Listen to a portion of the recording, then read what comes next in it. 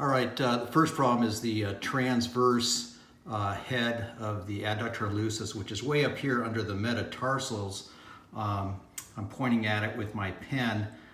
It actually should be in alignment with where my finger is.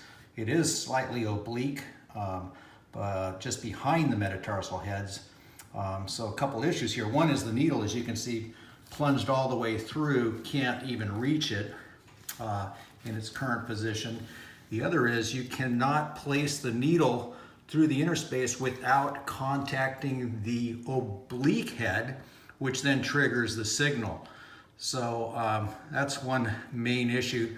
The other is, you can see just from me retracting this back, this stimulator wire is pulled out and the whole muscle sort of just deteriorated, and I didn't really use too much force to retract this so we could see what the problem here is with the transverse head.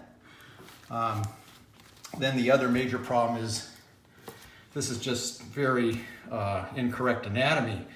This is a huge muscle here depicted. It's much smaller than that, probably like a third of that size.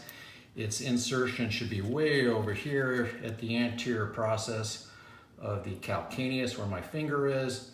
And then the extensor hallucis brevis is actually a separate muscle, although originating from the same area, and should be at an oblique angle coming over to the base of the proximal phalanx of the hallux.